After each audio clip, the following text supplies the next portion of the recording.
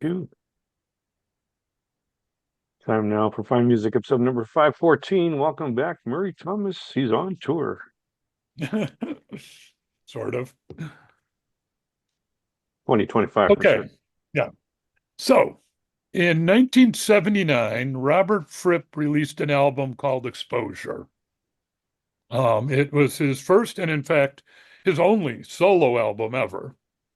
Um, Sort of a strange album, quite a mix of different things. There were tracks on it that hark back to the heavier parts of King Crimson, and then there were some more gentle ballad songs, certain amount of atmospheric electronics, and even the song called "You Burn Me Up, I'm a Cigarette" that people compared to punk rock.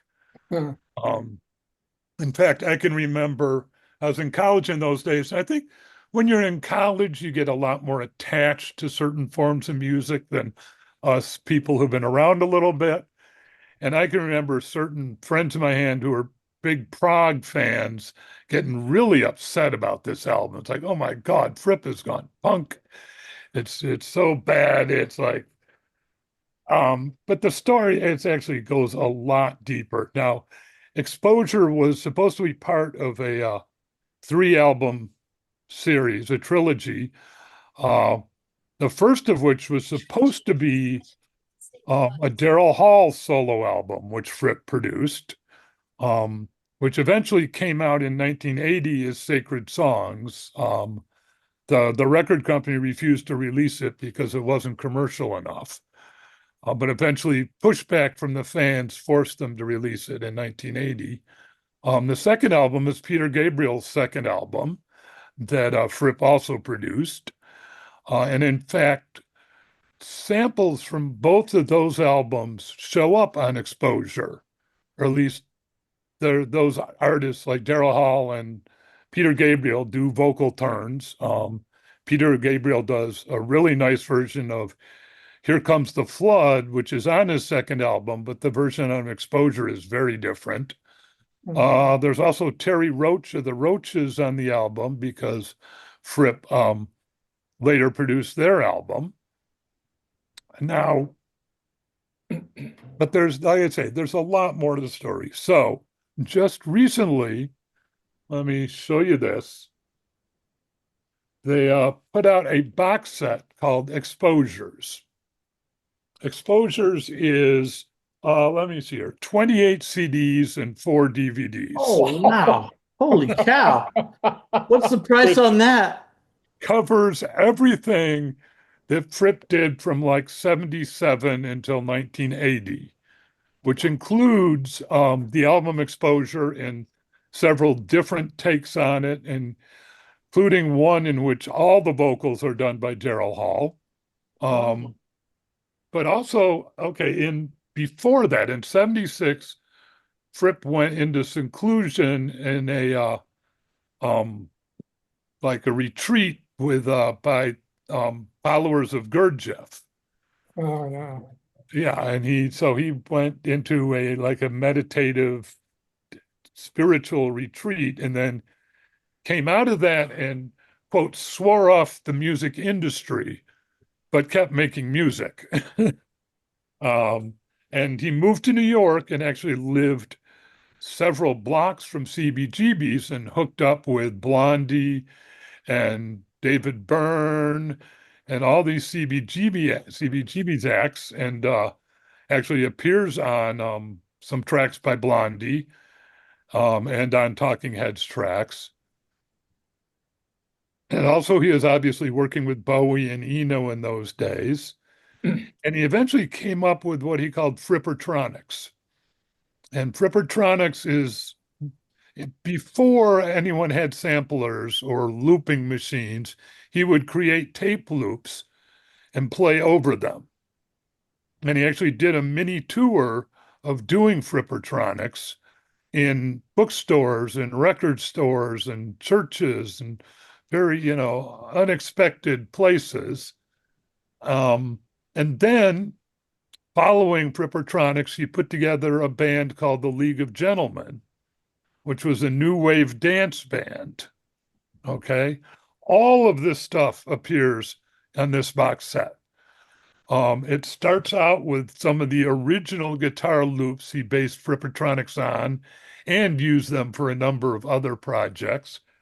There's, like I say, several different versions of Exposure, several different versions of an album he did after that called Under Heavy Manners, um, live recordings of him doing Frippertronics, live recordings of the League of Gentlemen.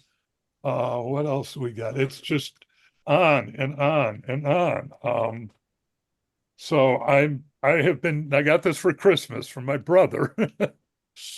I almost felt embarrassed asking for something like this, but I've just been diving into it, and it's amazing. There is, as you can tell, there is so much to go, and some of it is just these like really spacey guitar loops, and then there's, like I say, new wave dance bands and really heavy guitar music, and it's an amazing set. Exposures by Robert Fripp. If you feel like diving that deep into one artist's 4 years of mania, go for it. I'm looking up the price. I thought, I think Neil Young's big box set was something like $400 or something like that. I'm trying to find that right now. Let's see. What Kind is of reasonably priced, this one, right? It's in low Yeah, hundreds. really reasonable considering 32 CDs and 4 Yeah. DVDs. Yeah. That's crazy. I think you can get it for under $100. Yeah. Yeah. That's That's the price amazing. I saw. I don't know what my brother spent on it, but That's generous. yeah. 106 at Walmart. What is it at Walmart? 106. 106? Okay. That's still, think about the cost of a concert ticket these days. Yeah. I I very good think price. my It's an brother excellent. Yeah. ordered it directly from Fripp's website. Nice. Wow. That seemed to be shipped from. So Out Yeah. of stock on Amazon. yeah. Wow. Considered an import. Sounds great. Yeah. It's, like I say, I've been listening and diving into it for 2 days now, and not, That sounds like fun. I mean, the first time I heard Robert Fripp I think was on the Frippinino album. Okay. Yeah. No Pussyfooting. I think that was Right. the name of it. Right. Which is similar to the Frippertronics truck he was doing. Right, right. And with Eno, Eno's been messing with tape loops for a long time, Yeah. you know. Yeah. And very ambient stuff. And like I say, there are some of these CDs are just like, okay, this is space out music, and some of them rock really heavy, and Nice. then everything in between. Okay. The first 3 discs are Major Loops 1, Major Loops 2, and Major Loops 3. Yep. Yeah, That and gets it right looks like into it's it. how long. What's the running time? I wonder what the total running time would be on 32 CDs and Yeah, 4 DVDs. yeah. That's I crazy. think, It doesn't list. I don't know for sure, but every one of the CDs that I've listened to now, they've packed full. Every one of them, even ones that are of albums that originally came out at 40 minutes are well over an hour by. Yeah, giving people their money's worth. Wonderful. Yeah. Nice. Yeah, I remember the song Exposure on Peter Gabriel's second album. Yep. Right? Fripp was all over that album. It's a great album. Here we go. Screen share. Yeah, but it's not the one that I want to share here. I want to give you guys a Is this preview. Frippertronics here or what? No, not exactly, but it's one of my little AI experiments. Oh, okay. Let me find the right folder. Why do I feel like I jumped into another episode? Oh, I don't know. I'm just preparing. All right, well then I didn't conclude with Murray yet though. Oh, I'm sorry. Okay. Yeah. Yeah. All right, so awkward. I'll say something else awkward. Here Comes the Flood is from Peter Gabriel's first album. Okay, just proving I'm a Peter Gabriel aficionado. Okay. Then he I just redid it on Exposure. Like I say, it's a absolutely. I different believe version. it. Because he's probably on the original also. I'd have to look that up. You're probably Yeah. right. Absolutely. but that second album was Fripp was all over it. It was wonderful. Yeah. All right, so we'll conclude this episode, then we'll jump into Bobwatronics. Okay.